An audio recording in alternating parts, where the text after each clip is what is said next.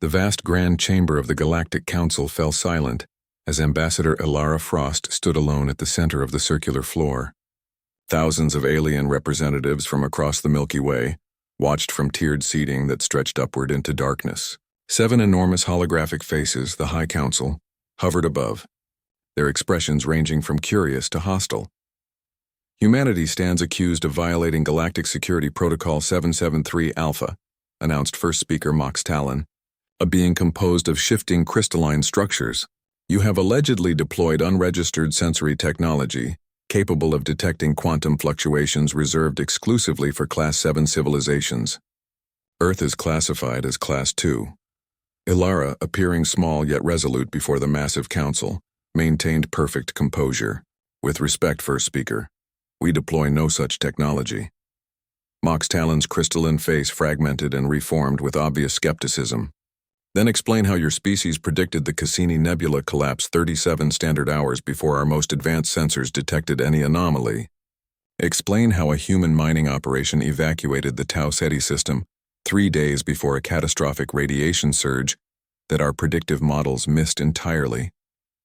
Projected behind Ilara, footage showed humans abandoning facilities, ignoring alien officials who assured them everything was safe, followed by devastating stellar events that obliterated everything left behind.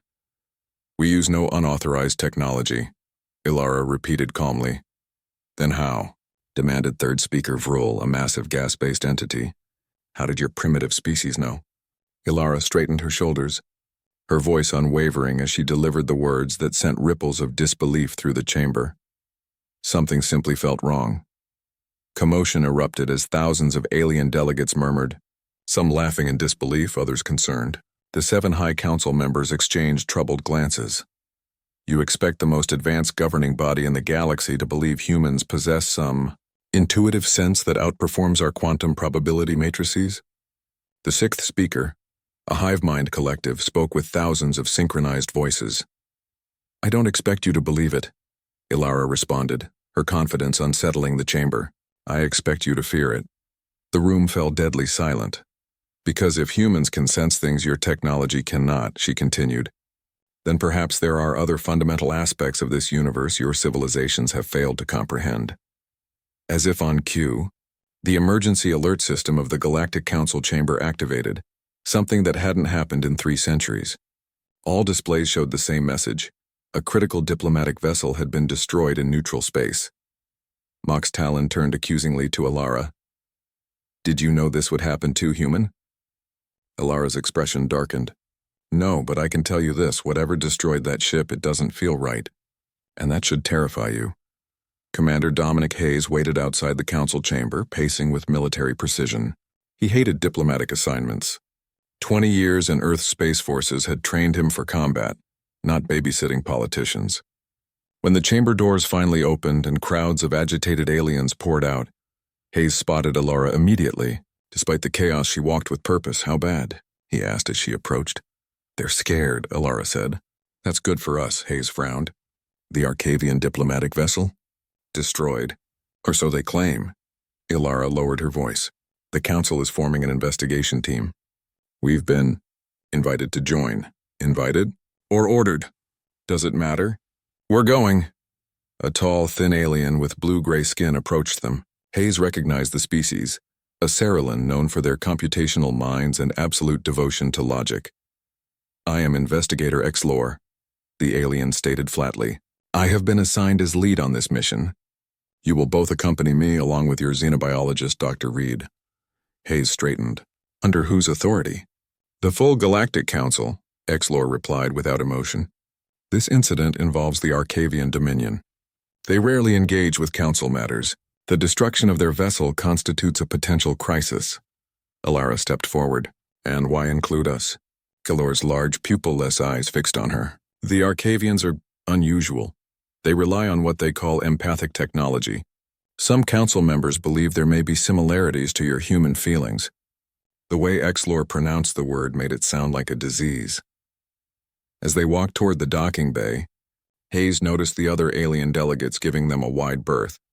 The council session had clearly spread word of humanity's claimed abilities. Some aliens looked frightened, others skeptical or hostile. Dr. Marcus Reed waited at the ship, his equipment already loaded. Unlike Hayes, the xenobiologist seemed excited. "Is it true?" Reed asked immediately. "Did you tell the entire council that humans have some sort of cosmic danger sense?" "I told them the truth," Ilara replied. "Nothing more. You realize this validates my research? 10 years of being laughed at by the scientific community. And now we're on an official mission because of it," Hayes cut in. "We're on this mission because a ship was destroyed and the council needs scapegoats if things go wrong." Xlor approached from behind.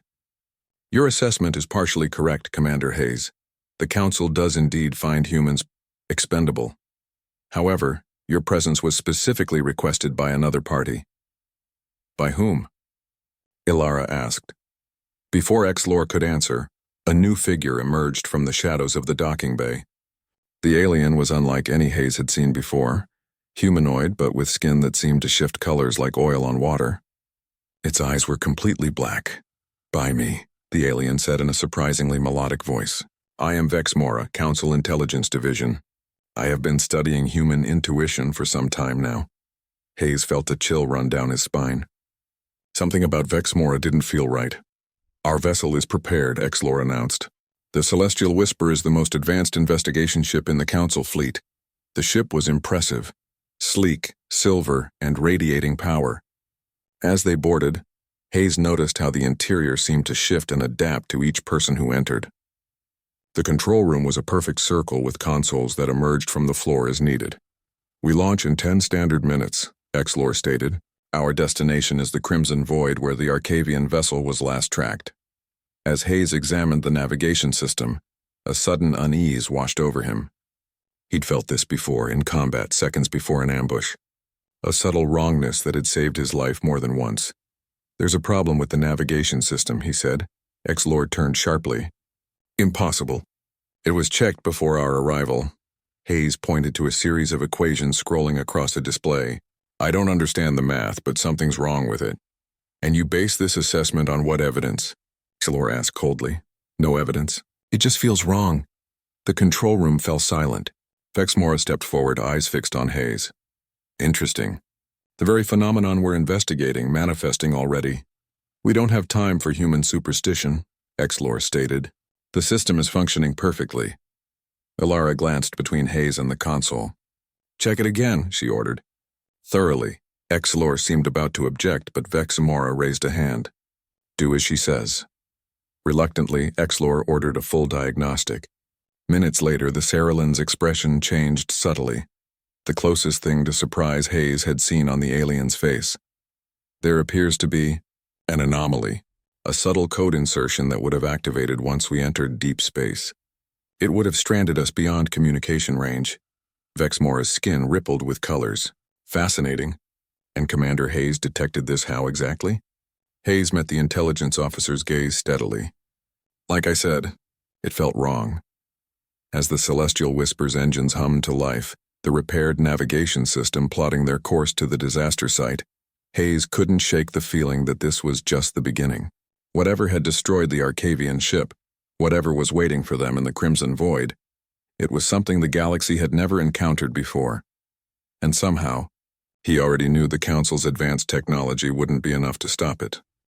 The Celestial Whisper cut through the darkness of space, its advanced engines barely making a sound as the investigation team approached the last known coordinates of the Arcavian diplomatic vessel. Commander Hayes stood at the viewport watching as the stars streaked by. Something about the emptiness ahead made his skin crawl. "We're approaching the Crimson Void," Xlor announced from the command station. "Sensors detect no debris field. If the Arcavian vessel was destroyed, there should be evidence." Ilara joined Hayes at the viewport. "So either it wasn't destroyed, or something removed all traces," Hayes finished. The feeling of wrongness had only grown stronger since they'd left council space. It sat in his gut like a cold stone. Dr. Reed was hunched over his equipment, monitoring brainwave patterns from Hayes and the other humans aboard. "Fascinating. The neural activity in the precognitive centers is off the charts. Whatever Hayes is sensing, it's registering more strongly than anything I've documented before." Vexmora glided closer, the intelligence officer's skin shifting to a deep blue. "Can you quantify this feeling, Commander? Is it danger you sense or something else?" Before Hayes could answer, the ship's alarms blared. Kellor moved with surprising speed, checking readings from multiple stations at once. Impossible, the Cerulean investigator said. Our sensors are detecting a massive quantum distortion directly ahead, but there's nothing visually apparent.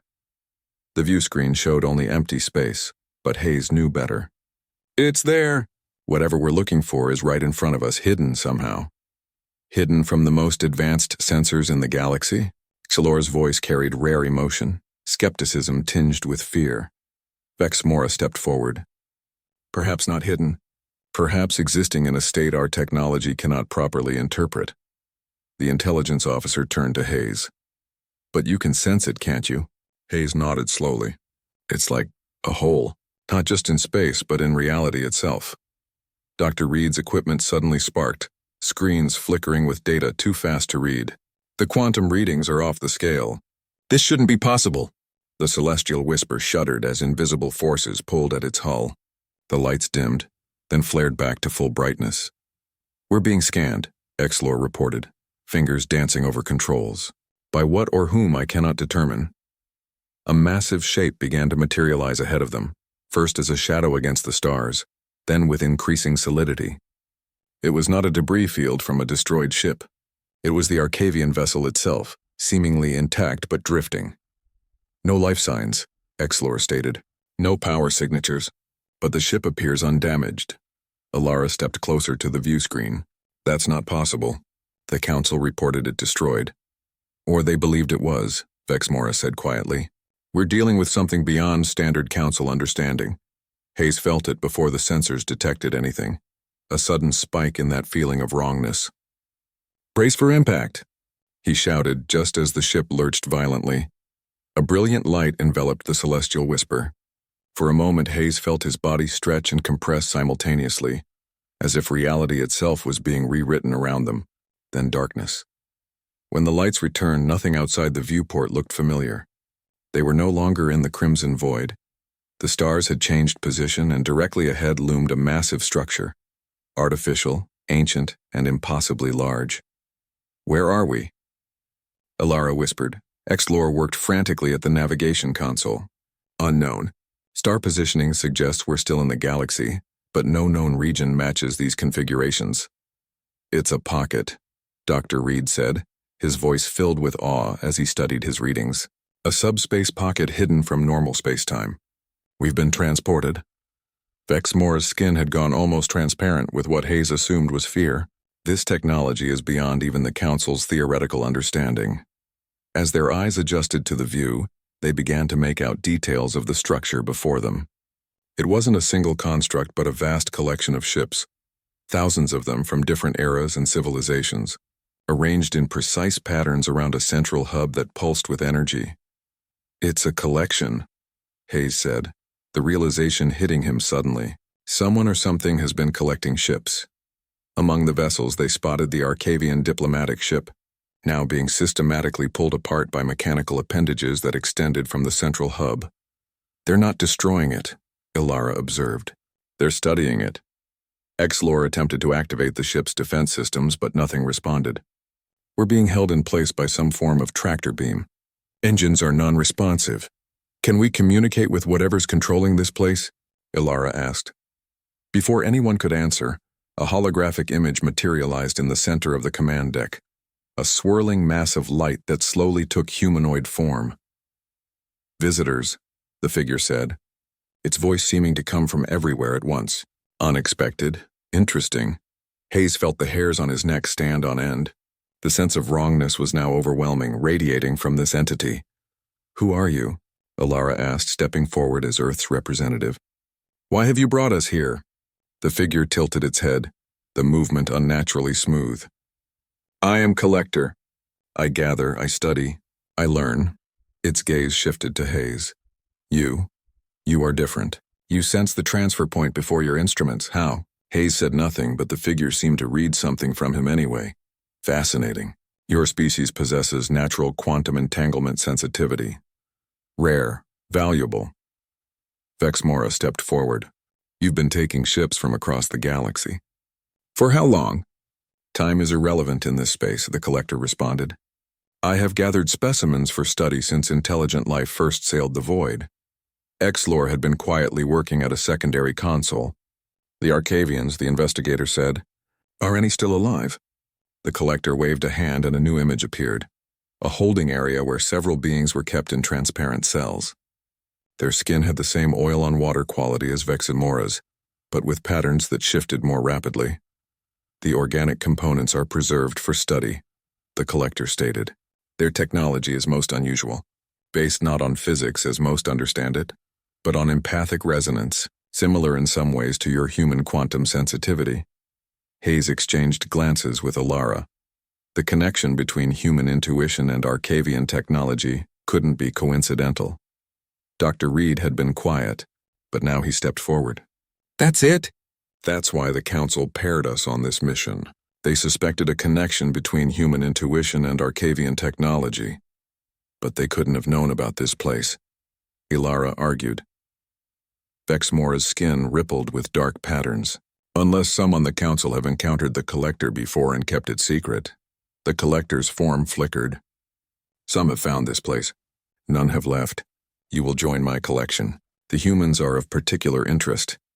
Mechanical sounds echoed through the ship as something began cutting through the hull. We need a plan, Hayes said urgently. Reed, what do we know about these Arcavians that might help us? Their technology responds to emotional states, to intuition rather than logical input, Reed explained quickly. If human intuition and Arcavian tech work on similar principles, then we might be able to use their technology, Ilara finished. Lore's expressionless face somehow conveyed skepticism. And how do you propose we access Arcavian technology? Hayes felt that familiar sensation, not quite knowledge, but a certainty nonetheless. We need to free the Arcavian survivors. I can feel it. They're the key. The ship shuddered as the Collector's machines breached the outer hull. We have minutes at most, Exlor stated. Ilara made a quick decision. Hayes, Reed, try to reach the Arcavian prisoners. Veximora and Exlor help me create a distraction. As they prepared to split up, Hayes felt something new, a faint connection, like a whisper just below the threshold of hearing. Somehow he knew it was the Arcavians reaching out across the void with their empathic technology. They know we're here, he said. They're trying to help us. The lights throughout the ship suddenly pulsed in a strange pattern as the Collector's hologram flickered and distorted.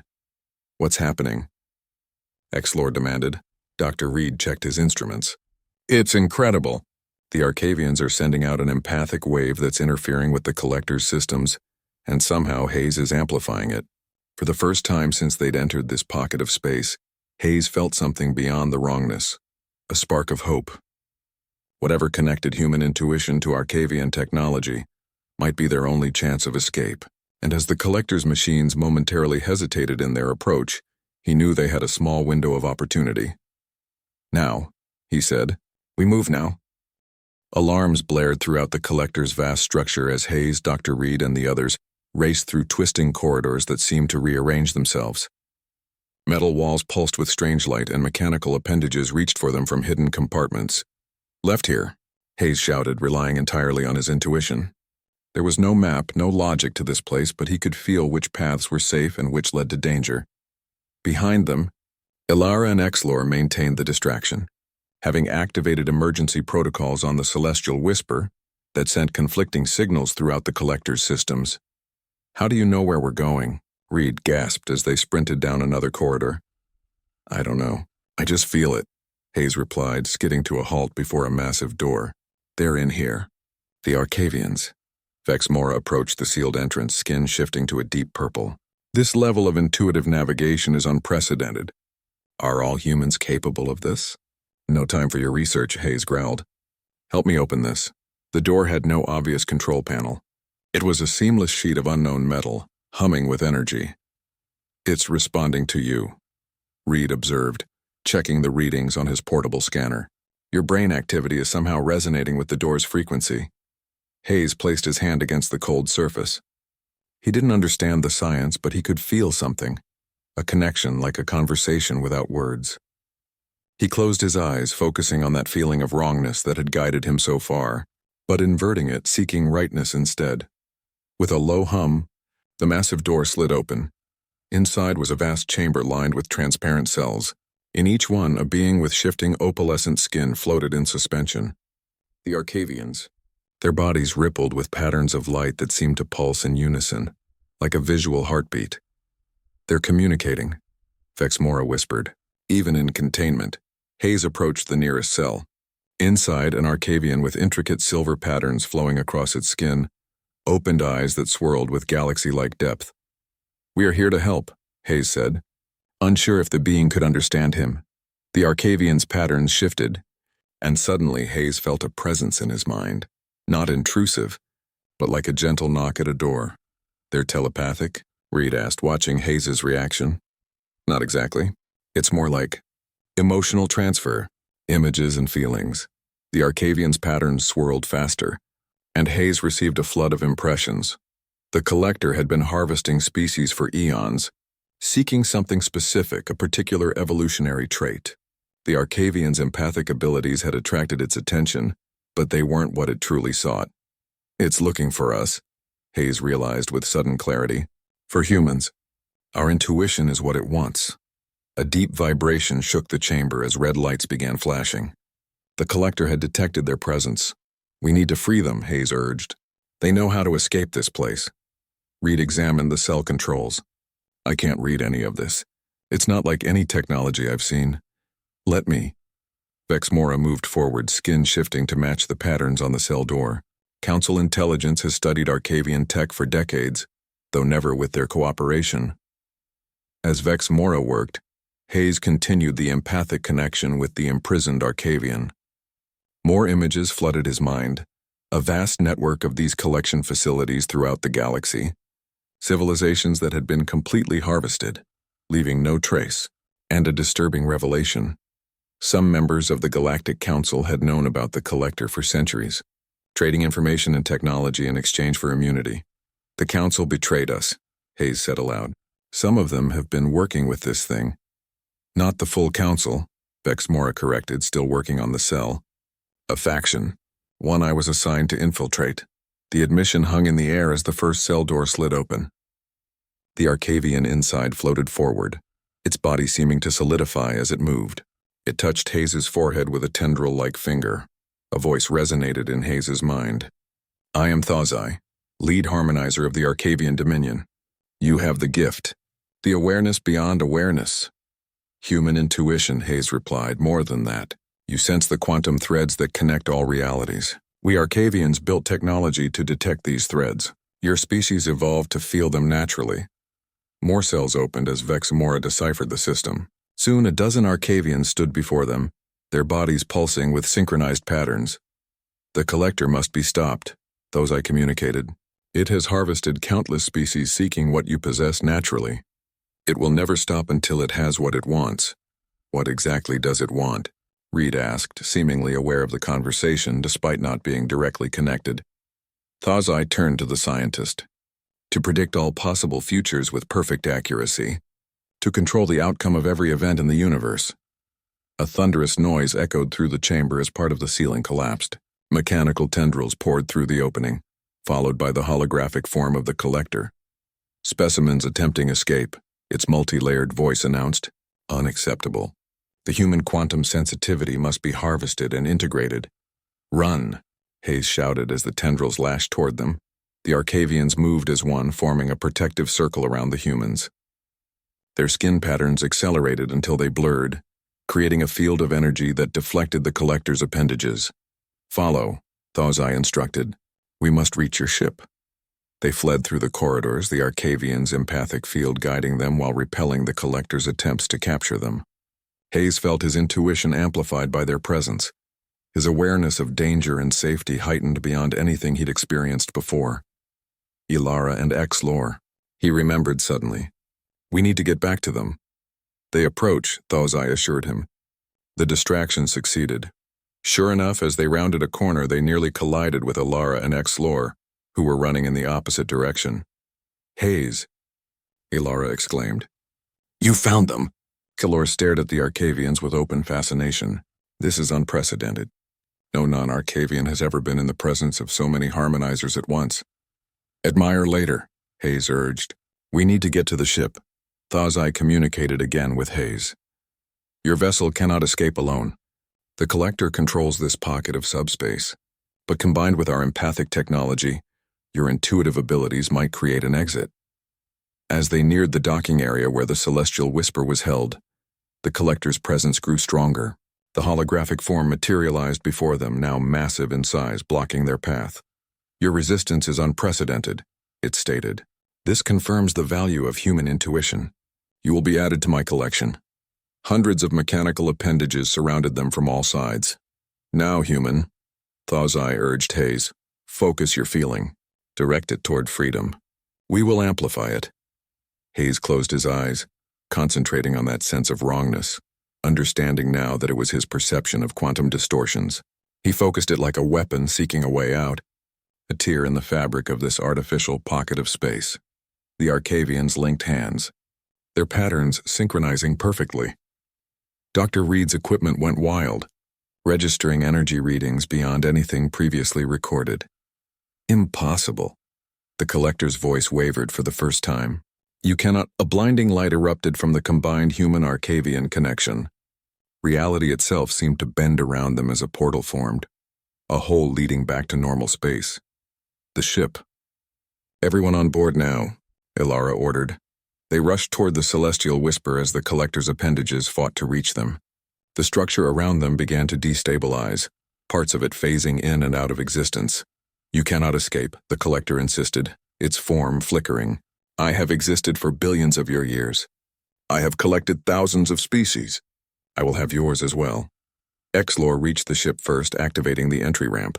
The engines are primed for immediate departure. As they piled inside, Hayes turned back to see the collector sending a massive wave of mechanical tendrils toward them. Thawzai and the other Arcavians formed a final barrier, their empathic field straining against the assault. Go, Thawzai communicated to Hayes. You must warn your people. Warn the Council. The collector has agents everywhere, even on Earth. I won't leave you behind, Hayes insisted. You must. Some of us will escape another way. Our ships remain in the collection. We will find you again.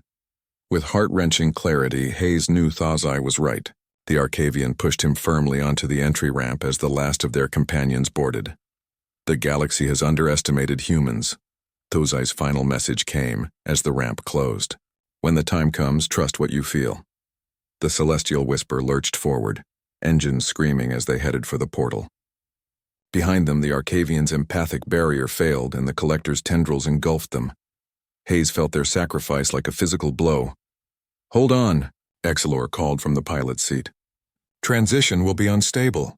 The ship hit the portal at full speed, reality warping around them as they punched through the barrier between the collector's pocket dimension and normal space. For a moment, Hayes felt his consciousness expand, touching 1,000 different realities where this moment played out in different ways. Then they were through, stars once again visible through the viewport. The grand chamber of the Galactic Council erupted into chaos as Ambassador Ilara Frost finished her report. The massive holographic displays showed footage from the Celestial Whisper's encounter with the Collector, including the rescue of the Arcavians and their narrow escape. This entity has been harvesting entire civilizations for billions of years. Ilara's voice cut through the uproar. And some among you have known about it. Thousands of alien representatives shouted accusations at each other. The 7 High Council members remained eerily silent, their enormous projected faces revealing nothing. First Speaker Mox Talon finally raised a crystalline hand, bringing temporary quiet. These are serious allegations, Ambassador Frost. You claim certain council members have collaborated with this collector entity? The Arcavians confirmed it, Commander Hayes stated, standing beside Ilara. And Vex Mora of your own intelligence division can verify. Vex Mora stepped forward, skin rippling with complex patterns. I was assigned to investigate a faction within the Council that has been trading technology with an unknown entity. I can now confirm this entity is the Collector. The chamber exploded again with shouts and threats. The Collector seeks human intuitive abilities, Dr. Reed added. Our natural capacity to sense quantum fluctuations across multiple realities. It sees us as the missing piece in its effort to predict and control all possible futures. Third Speaker. Varul's gaseous form darkened ominously, and we are to believe humans possess this power naturally? Without technology? Preposterous. Hayes felt a sudden chill, that familiar sense of wrongness. His eyes swept the chamber, landing on a delegation from a species he didn't recognize. Their representative sat too still, watching with eyes that reflected no light. "They're here," he whispered to Alara. "The Collector has agents in this chamber right now." As if triggered by his words, the strange delegation rose as one. Their forms shimmered and changed, revealing mechanical constructs disguised as organic beings. "The human speaks truth," the lead construct announced, its voice eerily similar to the Collector's. "We have observed your council for centuries. We have guided your development, and now we will take what we require." Panic spread through the chamber as more disguised agents revealed themselves among various delegations. Security forces rushed in, weapons drawn, but the constructs moved with impossible speed. "Evacuate the chamber," Mox Talon ordered as the High Council's holograms flickered. Hayes grabbed Alara's arm. "We need to get out of here, now!" The Council's security forces engaged the constructs, energy weapons flashing. But for every agent they destroyed, 2 more revealed themselves. This was their plan all along, Vexmora realized as they fought their way toward an exit. The Collector knew we would return to the Council. It wanted access to all the gathered species at once. The massive doors began to close as emergency protocols activated. Hayes, Alara, Dr. Reed, and Vexmora barely made it through before they sealed shut, trapping hundreds inside with the Collector's agents. "We need to warn Earth," Hayes said as they ran through the corridors of the Council station. "The Collector knows what it wants now. It will come for humanity in full force." From behind the sealed Council chamber doors came a sound that chilled them to the bone. Not screams of terror, but a strange harmonic tone that seemed to vibrate through the station's structure itself. "What is that?" Reed asked. "Quantum resonance," Vexmora replied. "The Collector is harvesting information directly from the gathered representatives. Their knowledge, their biological data, everything." They reached the docking bay where the Celestial Whisper waited. Kalor stood at the entrance ramp. "I have received emergency clearance for immediate departure," the Cerulean announced. "The station is going into complete lockdown." As they boarded, Hayes looked back at the Council station, humanity's gateway to the galactic community, now compromised by an entity older than most civilizations. The weight of what was coming settled on his shoulders like a physical burden.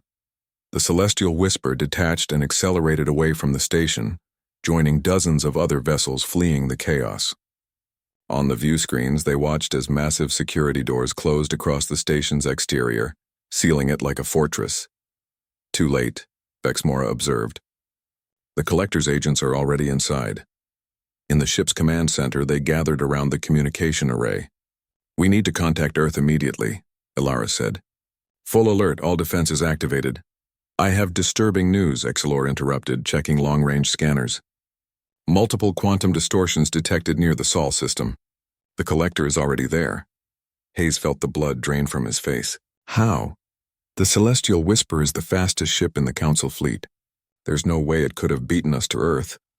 "It didn't have to travel," Dr. Reed said, understanding dawning. "It exists in a pocket dimension. It can create access points anywhere in the galaxy." Vexmora's skin darkened. The agents on Earth must have activated some kind of beacon, creating a transfer point for the Collector's main forces. "Earth has no defense against something like this," Hayes said. "Our military is designed to fight conventional threats, not an entity that exists partly outside normal spacetime." Alara took command. "Exlor, maximum speed to Earth. Reed, contact any Arcavian vessels that might have escaped the Collector's facility.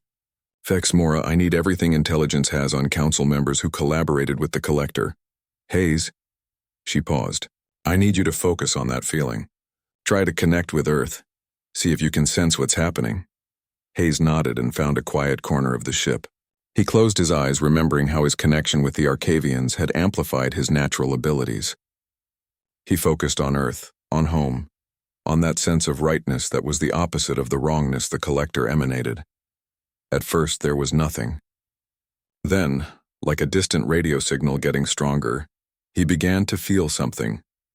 Millions of human minds, each with that same intuitive ability he possessed, all sensing the same approaching danger. The collective feeling was becoming a wave, a resonance that grew stronger as more people tuned into it. His eyes snapped open. Earth knows something is coming, he told the others. Not consciously, not everyone, but enough people are feeling it, that it's creating a kind of psychic warning signal. Is that possible? Exlor asked skeptically. Dr. Reed checked readings on his equipment. In theory, yes. If enough humans with quantum sensitivity focus on the same threat, it could create a network effect amplifying the signal. Like a natural defense mechanism. How long until we reach Earth? Ilara asked. 17 hours at maximum speed, Exlor replied. Too long, Hayes said, that certainty in his gut growing stronger. The collector will have established a full presence by then. Vexamora approached, holding a datapad. I've compiled the list of known collaborators. It's worse than we thought. Over 30 council members have been working with the collector, some for centuries. The implications were staggering. The council, the supposed pinnacle of galactic civilization and cooperation, had been compromised at its highest levels. Why would they do it? Ilara wondered. What could the collector offer that would be worth betraying their own species? The same thing it always offers, Vexamora replied. The illusion of immunity. The collaborators believed their species would be spared from harvesting. A signal chimed on the communication console. Incoming transmission, Exlor announced. Origin, Earth. They gathered around as the screen flickered to life. Instead of the expected military or government representative, the face that appeared belonged to a young woman they didn't recognize. This is Dr. Olivia Maxwell, Quantum Neurology Department. Pacific Institute, she said, her expression urgent. I'm broadcasting on all frequencies in hope of reaching any council vessels. We're experiencing a global empathic event. Millions of people are reporting the same feeling. Something is coming. Something wrong. Hayes stepped forward. Dr. Maxwell, this is Commander Hayes of the Earth Diplomatic Mission. You're right. Something is coming. It's called the Collector, an entity that exists partly outside our reality.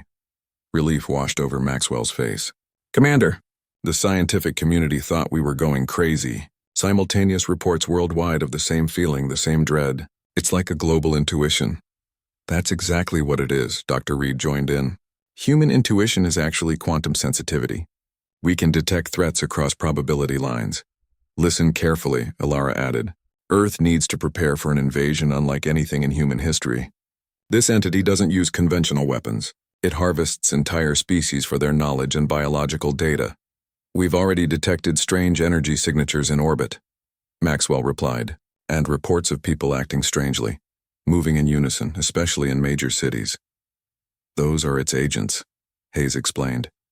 They're creating transfer points to bring the collector into normal space. How do we fight something like that?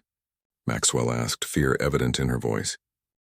The view of Earth from orbit should have been beautiful. Instead, Commander Hayes stared in horror at the swirling dark patches spreading across the planet's surface like infections. The Celestial Whisper had pushed its engines beyond safe limits to reach Earth in 12 hours instead of 17. But Hayes feared they were still too late.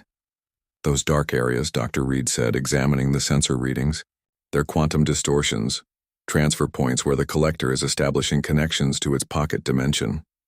On the view screen, Earth's orbital defense platforms drifted uselessly, their crews either evacuated or taken. A handful of military ships maintained a perimeter, but they looked like toys against the scale of the threat. No response from Earth Defense Command, Ilara reported grimly. Communications are being jammed or intercepted. What surprised Hayes most was the pattern of civilian ships surrounding the planet. Thousands of them, everything from personal shuttles to cargo, haulers, had formed a protective ring around Earth. They maintained perfect formation despite having no central command structure. The civilian fleet, he breathed. They're responding to the collective intuition. Exlor checked the readings. Remarkable. They've positioned themselves to block the largest transfer points without any apparent coordination. Not conventional coordination, Vexamora corrected. They're using the quantum sensitivity all humans share. They're feeling where they need to be. A communication signal broke through the interference. Dr. Maxwell's face appeared on screen, her laboratory visible behind her. Dozens of people worked frantically at equipment designed to measure neural activity. Commander Hayes, Ambassador Frost. Thank goodness, she exclaimed. We've been monitoring the global intuitive response. It's unprecedented. Millions of people worldwide are experiencing the same feeling of danger and they're reacting instinctively. The civilian ships, Hayes noted. They formed a defensive perimeter, Maxwell nodded. Without orders. Pilots reported feeling compelled to take specific positions. We're seeing the same thing on the ground. People evacuating areas before the collector's agents appear. Moving to safe zones without being told where to go. It's natural quantum entanglement at work, Reed explained excitedly. Human intuition acting collectively, creating a predictive defense network more powerful than any AI. Ilara leaned forward. Dr. Maxwell, we need to speak directly to world leaders. The collector is here for one thing, to harvest human intuitive abilities. If it succeeds, it will gain the power to predict and control all possible futures. Most government communications are compromised, Maxwell replied, but we've established a secure network using unconventional channels. People are simply knowing which frequencies to use, which codes to trust. A new alarm sounded from the sensor array. Multiple objects approaching, Exlor reported. Configuration unknown. The view screen shifted to show dozens of strange vessels emerging from the dark patches around Earth. They were unlike any ships Hayes had seen, asymmetrical, constantly shifting form, as if they existed partially in another dimension. The collector's harvesters, Bexmore identified them, designed to gather specimens efficiently. As they watched, the civilian fleet began to move in perfect fluid coordination, forming new patterns that intercepted the harvester ships. They had no weapons that could affect the collector, but their presence seemed to slow its advance, as if the collective human intuition created a field that disrupted the collector's ability to fully materialize. They're buying time, Hayes realized. But for what? The answer came as a new fleet appeared at the edge of the system. Sleek, opalescent ships that pulsed with familiar patterns. Arcavians, Reed breathed. Thus I was right. Some of them escaped. The Arcavian vessels moved with impossible grace, their empathic technology creating visible waves of energy that pushed back the collector's harvesters. We need to coordinate with them, Ilara decided. Exlor, take us down to Dr. Maxwell's location. If human intuition and Arcavian technology work on similar principles, together they might create a defense. The celestial whisper plunged toward Earth, weaving through the battle erupting in orbit. Hayes felt something he hadn't experienced before, a connection to the pilots in the civilian fleet, to the millions of humans below, all focusing on the same threat. Their collective intuition flowed through him, guiding his suggestions to Exlor on the safest path through the chaos. They landed at the Pacific Institute, where Dr. Maxwell and her team had transformed the quantum neurology lab into a makeshift command center. Screens displayed neural activity from volunteer subjects worldwide, all showing the same distinct pattern. The quantum resonance is growing stronger, Maxwell explained as they entered. It's like humanity's collective subconscious has woken up to defend itself. Reed immediately began connecting his equipment to the Institute's systems. If we can amplify this signal and broadcast it through the Arcavian fleet's empathic technology, we might create a feedback loop powerful enough to disrupt the collector's quantum structure. You want to use human intuition as a weapon? Exlor asked skeptically. Not a weapon, Hayes corrected, understanding instinctively. A shield. The collector exists partially outside normal space-time. It uses quantum uncertainty to its advantage, but human intuition navigates that same uncertainty. If enough of us focus on the same outcome, we could collapse its probability wave, Reed finished. Force it into a single state that can't exist in our universe. A new alert sounded. On the main screen, a massive distortion appeared in orbit, larger than any they'd seen before. The swirling darkness took shape, forming into a colossal version of the holographic entity they'd encountered in the collection facility. The collector's main consciousness, Vex Mora identified it. It rarely manifests physically. The enormous entity spoke, its voice somehow reaching them even without conventional transmission. Humans, it said, the word resonating with age and power. For billions of years I have harvested species seeking the evolutionary trait you possess naturally. The ability to sense probability, to navigate quantum uncertainty.